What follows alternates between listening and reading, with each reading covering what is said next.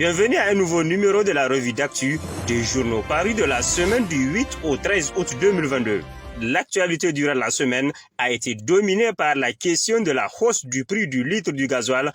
Alors, débutons avec le quotidien Mouria, la voix du Niger, dans sa sortie numéro 163 du 10 août 2022, page 5. Hausse du prix du gasoil à la pompe. L'organisation patronale du secteur des transports rencontre le président Mohamed Bazoum. Selon Mouria, à l'issue d'une rencontre avec le chef de l'État, en présence des membres du gouvernement concernés par cette question, les représentants de ces syndicats ont dû comprendre les raisons qui ont amené le gouvernement à procéder à cette augmentation.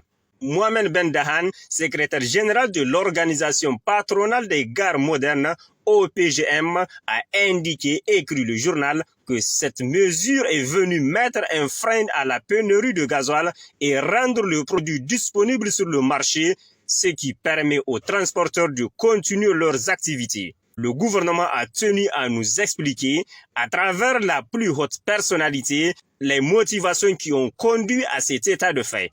Nos positions convergent sur ce point parce qu'il faut faire en sorte que cette denrée soit présente sur le marché, car sans gasoil, la sécurité, le commerce, l'économie, rien ne peut marcher, a-t-il affirmé. Quant à l'hebdomadaire La Flamme, numéro 152 du 11 août 2022, page 4, il titre « Augmentation du prix du litre du gasoil à la pompe. Le gouvernement signe un protocole d'accord avec les syndicats nationaux des transporteurs marchandises et l'organisation patronale des gares modernes. » Le journal rapporte que le gouvernement s'engage à 1. Garantir aux transporteurs nigériens l'exclusivité de transport intérieur sous réserve des dispositions communautaires à la matière. 2. Supprimer la double imposition des droits de sortie et de stationnement pour le compte des collectivités et rendre seulement exigible leur paiement dans la localité de départ. 3. Mettre en place un mécanisme adéquat de renouvellement du parc automobile des marchandises. Quant à l'autre partie signateur, La Flamme nous fait savoir qu'elle a pris des engagements tels que 1. L'organisation patronale des gares modernes s'engage à maintenir le prix de transport voyageurs à un niveau raisonnable qui fera l'objet d'un contrôle du gouvernement. 2. Le collectif des syndicats nationaux des transporteurs marchandises s'engage à ne pas répercuter la hausse du prix du gasoil sur les prix des transports des marchandises. Le présent protocole d'accord entre en vigueur à compter de la date de sa signature, conclut le journal. Accord autour de la hausse du prix du litre du gasoil, des mesures d'accompagnement et des engagements à scruter à la loupe, titre le Hérisson dans sa livraison numéro 324 du 11 août 2022, page 8, pour qui tout est bien qui finit bien, du moins presque.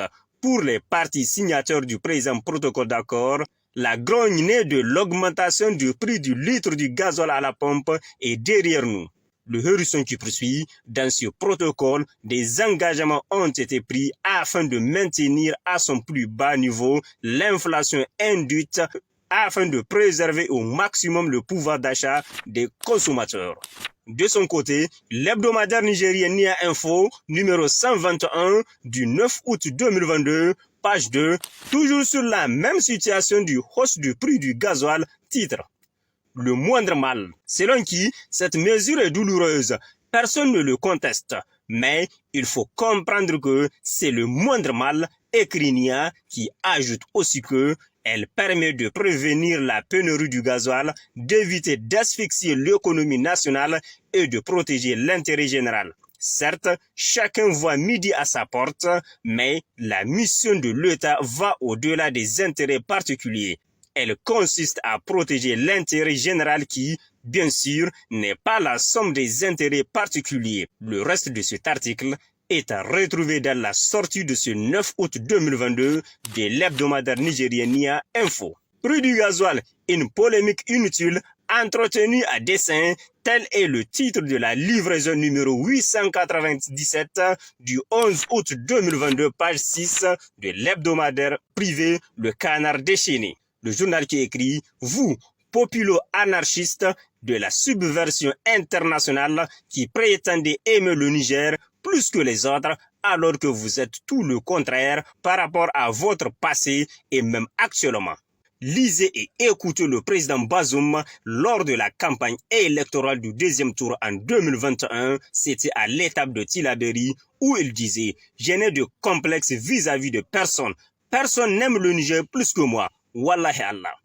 Avant cela, dans son discours d'investiture du 31 mars 2019 comme candidat du PNDS Taraya à l'élection présidentielle de 2021, le président Bazoum disait ceci. Dans la solitude nécessaire à la prise des décisions difficiles, je m'appuierai sur Allah subhanahu wa ta'ala et je n'aurai en vue que les intérêts de mon pays. Mieux, lors de son investiture comme président de la République du Niger, le 2 avril 2021, le président Mohamed Bazoum a juré sur le Saint-Coran de défendre les intérêts du Niger. À l'épreuve du pouvoir, ces actes sont venus confirmer ses dires et le Nigérien, dans leur grande majorité, approuve sa gouvernance. Même les opposants ne sont pas à reste. Certains d'entre eux, ayant constaté cette bonne gouvernance, se sont ralliés au pouvoir, d'autres suivront certainement, et les derniers ont mis de l'eau dans leur thé. Mais vous, ajoute le canard déchaîné, populo-anarchiste de la subversion internationale qui n'avait même pas juré sur une feuille d'un de vos journaux diffuseurs de fake news, vous pensez que l'augmentation temporaire du prix du gasoil, qui d'ailleurs s'inscrit dans un mouvement d'ordre mondial, est fait pour nuire aux Nigériens. Quelle absurdité, se demande le journal qui continue en écrivant. Posez-vous la question pourquoi et que gagnerait un gouvernement de soustraction démocratique et qui est appelé à passer tôt ou tard devant les urnes à poser des actes contraires aux intérêts des populations et qui pourrait par conséquent causer du tort à la réputation du régime, évidemment qui est condamné à supporter que la charge de sa seule famille. On peut s'autoriser quelques désinvoltures, mais lui, le président Mohamed Bazoum, a en charge le destin de 24 millions de Nigériens et ne transigera pas lorsqu'il s'agit de défendre leurs intérêts, conclut le journal. C'est tout pour le présent numéro de la revue d'actu. Au revoir et à la semaine prochaine, Inch'Allah.